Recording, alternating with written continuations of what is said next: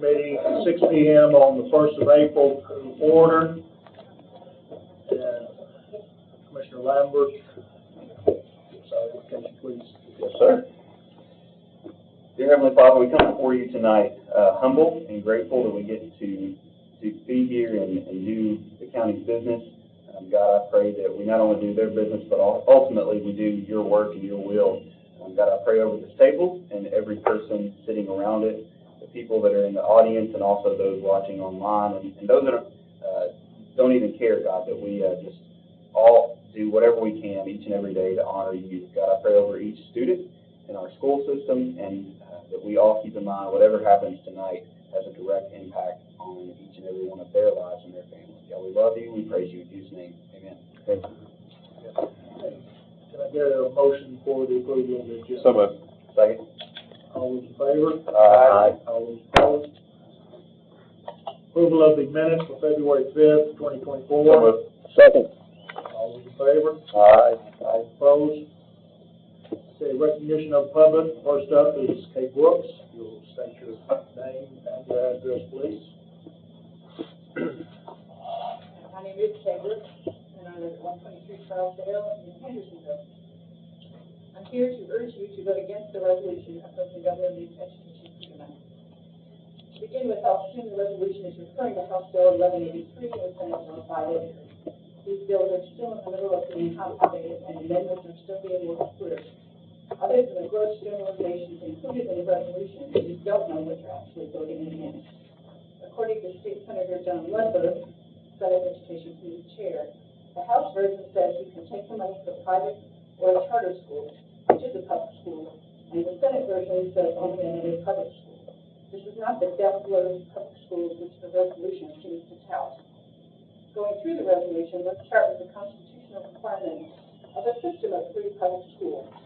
The Constitution doesn't define that system. Opponents of school choice would have you believe that the system can only be something like the Sumner County schools, public schools. But in reality, it can include other options. A system almost always includes subsystems.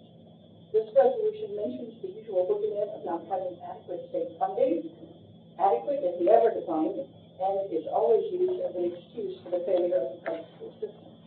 If Senator Ledbetter is correct, and most of these parents will choose other public schools, what's really the problem? The assertion that the Sumner County Board of Education is charged with governing all students is completely false. They only have authority over students enrolled in their system. They have no authority over those otherwise educated. The mention of serving economically disadvantaged is used to allege that only wealthy families will benefit from any choice program. The truth is that the biggest proponents of vouchers, charters, and other options are low-income parents whose children are trapped in poor-performing and ill-fitting schools, and they don't have the financial resources to pay. Despite the assertion in this resolution that the Sumner County school system services all students, the reality again is they only service students who are enrolled. Let me also mention that the whereas regarding the number of staff members should not be a consideration. Is Sumner County Schools a jobs program or a means to ensure students are educated? Further, the resolution alleges that education savings accounts would disrupt local control of education. This is protectionist language that does not ensure the actual education of children, which should be the goal. Further, there is no more local control than a parent. Why would you deny parents that control? To conclude, as long as the participants have informed consent, options that benefit children should be allowed and encouraged. This body is not charged with protecting public schools. I suggest the Commission stay in its lane and remain silent on school choice. The next is Kevin Baggert. Thank you, Mr. Chairman. Kevin Baggert, 424 A.B. Wade Road. Got a variety of concerns and issues.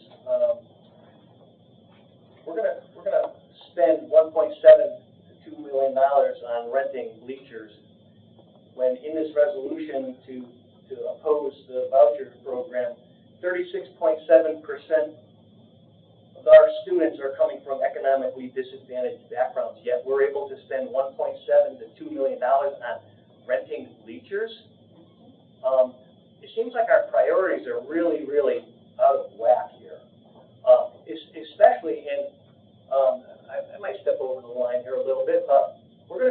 $1.7 million on renting bleachers, we haven't resolved the runoff issue at Liberty Creek. Now you'll say, well, why is that relevant here? Because of the traffic issue that we had. You think you got a traffic issue now, when that dam breaks on Mr. Jones's property and it floods out Upper Station Camp Creek Road, you ain't gonna get to any schools, you ain't gonna get to any of it. So I'd like to see some resolution here to talk about funding that and getting that cast in stone. We've heard it talk about, we're gonna do it, we'll put it in paper, put it on paper. I also am concerned about the voucher program. Not from the standpoint that it's not a good idea, but we're going to oppose it when we don't even really know what it says yet. That's just crazy to me. We really need to just let the state legislature do their work, and then if we don't like it, but this has become so politicized now, it's just ridiculous. That's all I got to say. Thank you. Lastly, Stephen King. Steve King, 123 Windward Circle in Goodlettsville. I also spoke to Mr. Jones and his property. I think that's something we can talk about in the school board. His property is getting flooded, but that's not what I'm here to talk about. I'm here to speak on Budget Amendment 2, the renting of the bleachers for our schools. We voted on a scenario for renting bleachers that I believe offers the best guarantee that we will be able to have bleachers in place to meet our needs, or to meet the needs of our schools, not only for fall athletics, but also for Hennessyville's graduation in May, and I think there's some events at Beach as well in the spring. And some other scenarios were cheaper, but the plan that we approved, I believe, has the greatest guarantee and the least amount of risk. In our discussion at the board, we felt that it would not be a good idea to have bleachers brought in, set them up, take them down, have them brought back, staged again, and set up again. Personally, that makes me very uneasy. I think I have some anxiety about that, I'm worried about that, because we only have one vendor on this.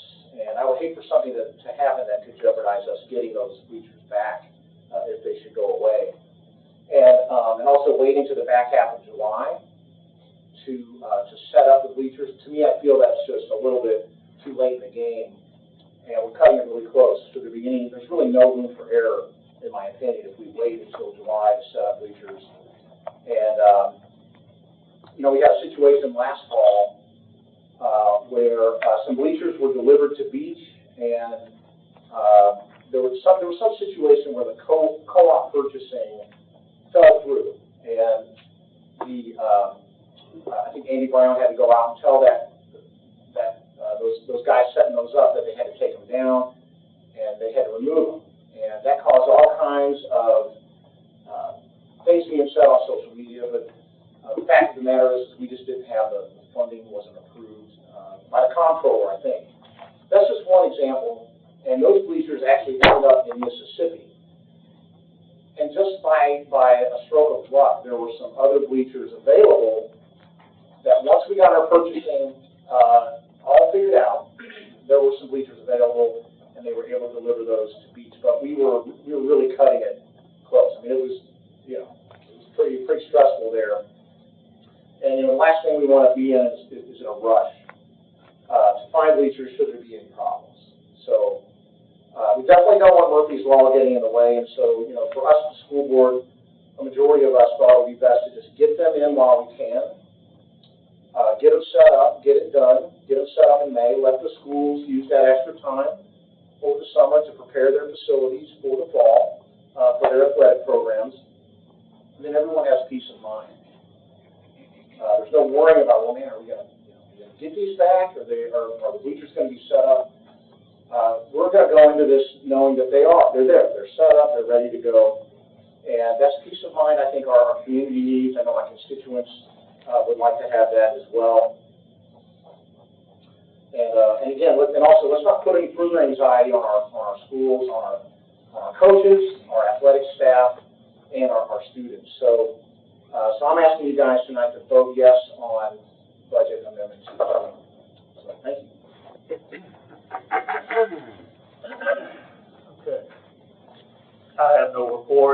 is there a report from the county mayor? No report, Mr. Chairman. Report from the director. Just a couple things, good news, Liberty Creek Sewer, connected, flushed, operational. We didn't have a ribbon cutting or anything for it. Maybe we should have a ceremonial first flush, but it's working, and hallelujah, really a long, crazy process on that, so I appreciate everybody's patience, that's working. You know, I'll just in terms of my report, it's not really an agenda item, but I was able, after the planning commission, when the Liberty Creek plat was approved, I was able to talk to Mr. Jones and some of the other neighbors, and I think we'll be able to, you know, just so we're all on the same page, you know, if you go by the engineering metrics, there's less water coming off the hill than there was before, and it's like the contractor has basically met what the contract says. So I can't force Biskin to do something that's in the contract correctly based on what they signed up for.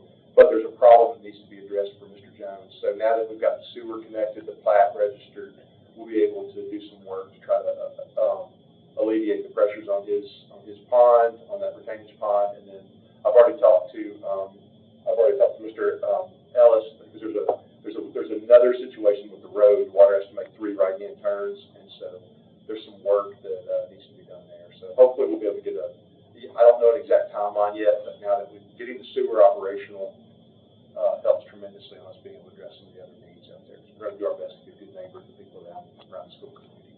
Mr. Jones also wanted the wolf to stop howling on Friday night football games. The wolf is probably going to stay. You know, anybody who lives around a high school football stadium, there are a few noises that become part of life on Friday nights. But, you know, it's only 5 or 7 weeks a year. But, and I want to thank Schmidt with Sebastian's missing. I appreciate the work that you've done to keep that loading in the algorithms and stay up on the front and make prayer vigils and everything else. So thanks a lot. Well, thanks for you were at the beach vigil. We appreciate it too. For your words. Thank you, sir. And we'll continue to remember that family in our thoughts and prayers. Thank you, sir. Okay, there is no old business. The new business, we have the budget amendments that are for information only. And we'll go to budget amendment number 2. I would entertain a motion for discussion on budget. Motion to approve. Second. Was that second? Okay. All those in favor? Mr. Chairman. Oh, I appreciate that. Page 72, talking about Hendersonville High and Portland. I'm kind of concerned about what we're talking about here just because I don't know other than what I'm reading. A 12-foot by 16-foot single-slope wood shed to serve as a press box. 2 platforms be located behind the home side of bleachers with a press box installed on each platform. What are we really talking about? 3,000 pounds up in the air on a platform? I don't understand what we're doing there.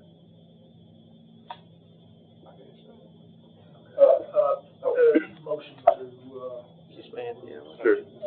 second. All in favor? So they can, Mr. Rogers, they can, when they're building the bleachers out, they can scaffold that, so it's not like, you know, 1980 where sometimes we put those up on stilts and kids up there to film without much safety concern. Basically, We still have that, by the way, at the south end of the field. yeah, So it's 2024 relevant. yeah, we're kicking footballs out. Yeah. But basically, this would be attached to the back of the bleachers. It would be scaffolded as part of the bleacher install. So they will scaffold a space to put that on top of it. It'll function as a temporary press box. We're actually purchasing those, so we will have those structures at the end.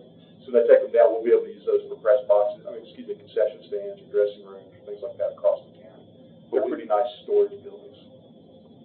Mr. Chairman, and we don't have any bleachers there now, so they're going to attach this to the temporary bleachers? When they build the temporary bleachers, it's like a giant erector set. You watch them build them, it's all metal and reinforced. We learned last year at Beach that the Beach High School student section jumps a lot. So the bleachers that we had last year were not built for a football crowd. They were built for, golf clapping and stuff like that, not not Beach Nation jumping around. So they actually are putting extra scaffolding under to provide more support. They come out every week or two and check to make sure the maintenance and everything's on it. So they will build a scaffolding on the back of those rental bleachers to hold these facilities, these temporary press boxes, as part of the overall construction process. That's just hard to visualize, Mr. Langford, that 3,000 pounds sitting there with a lot of grading that's already been done. Yeah, well, it's connected to, they're gonna have engineers look, it's engineered and everything, it's not. Dr. Lecter, do we get any, insurance money back on this part of the budget? We will on the beach visitor side. So back in the fall, they gave us a $50,000 advance. Since the day that we opened the bids and the school board approved the rental bleachers, was before y'all tonight, we were able to send that to the insurance company, and they will give us another check. I don't know the amount yet, I just got an email today from the insurance company, to cover part of the rental cost for Beach High School for the visitor side. Remember, the insurance claim is only for the visitor side of Beach because that's what collapsed. The parts that were condemned by the structural engineer are not subject for insurance. Gotcha. Thank you. Does this include our restroom facilities too, Dr. Langford, or has that already been done by the county? It does not, because the Portland restroom facilities are being built right now. Okay. Maintenance. So y'all will have an actual permanent bathroom facility. At Beach, we're gonna have to rent, we don't have that yet. We'll have to rent, bathroom facilities for Beach that are handicap accessible and way easier to get in than last year. I have a question. Do you suppose that you will have to rent bleachers in May of 25 again? No? I don't think we'd be able to, because when we start construction, they're gonna fence in those areas. There won't be any access to it, so hopefully we'll be done, or close to done in May of 2025. Assuming the weather. Right. That's why.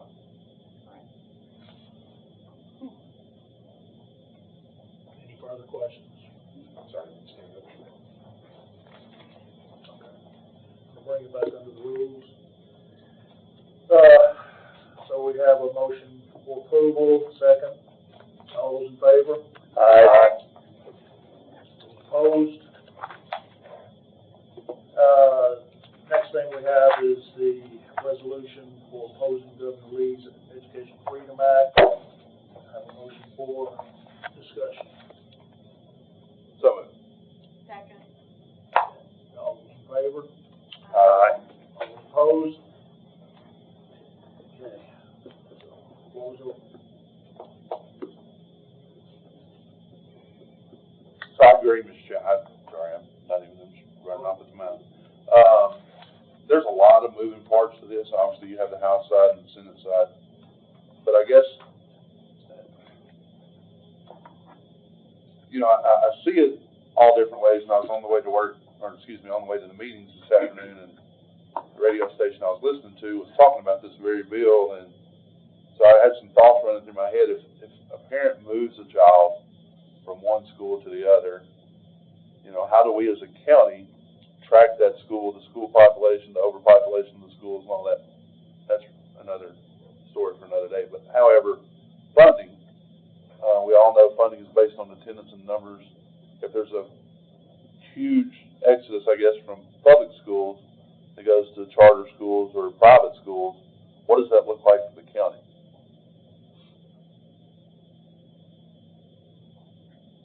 You asking Dave? Well, yeah, I've dragged my question to the chair, so. Well, I had tried to schedule William Slater. But the thing is, they're in session, and as you stated also earlier, there's two different bills out there, the Senate bill, and the House bill, coming from two different angles. I tried to get him, he said that the only time he's available from 6 to 7 is on the 3rd of April, or the 5th of April, which is a Friday, and the 12th of April, which is a Friday. And this was after I had already finalized the agenda and set the date, so. I just do not see how we can make an intelligent resolution here when we don't know what the bill is going to be myself.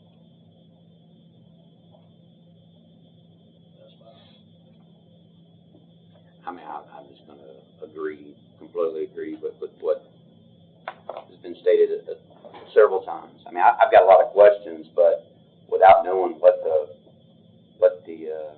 gonna come out of the state, I'm at no position to say I'm in favor or against it. So, I definitely won't be able to support opposing it, at this point, for sure. I talked to Senator Hill this weekend, Saturday morning, and he said they have a lot of work to do on it to get together. So I think I personally think we're a little premature on it, but we don't know what it's going to look like. But I agree.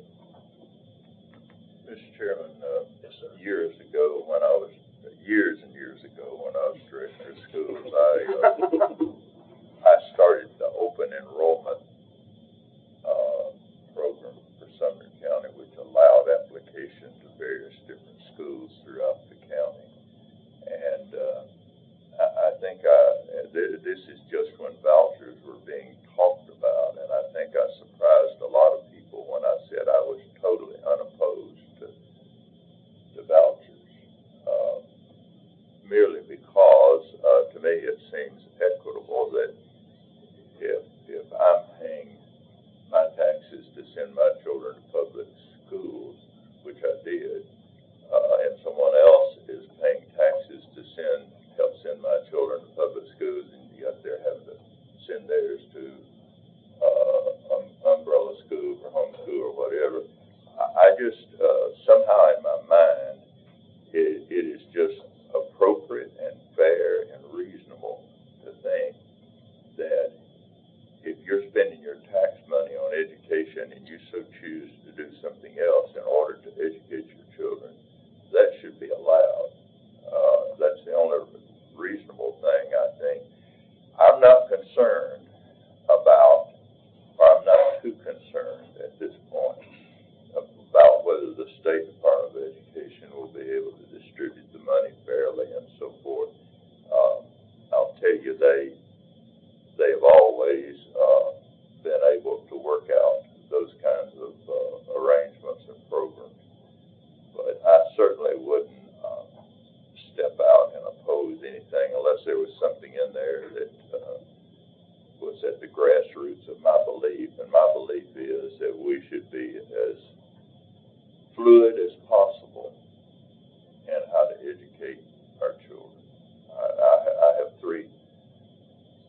I have a granddaughter that's in public schools at Hendersonville High School, and there could not be a better education. She loves the band, and she's a good student. And then I have 3 grandchildren in Oak Ridge who are in an umbrella homeschool program, and they are receiving a superior education and are very, very smart children. I'm not opposed to, I couldn't be opposed to working on this. I know MNPS had open enrollment for a long time. I think it went on for while I was there, about 17 years or so while I was still teaching. And the only issue that I had with it was a lot of times those students were late and coming to class. But other than that, they went where they wanted to go. That's the only issue I had with it. Sometimes they just couldn't get more time. Is there any other further discussion on this? Okay, do I have a motion to approve?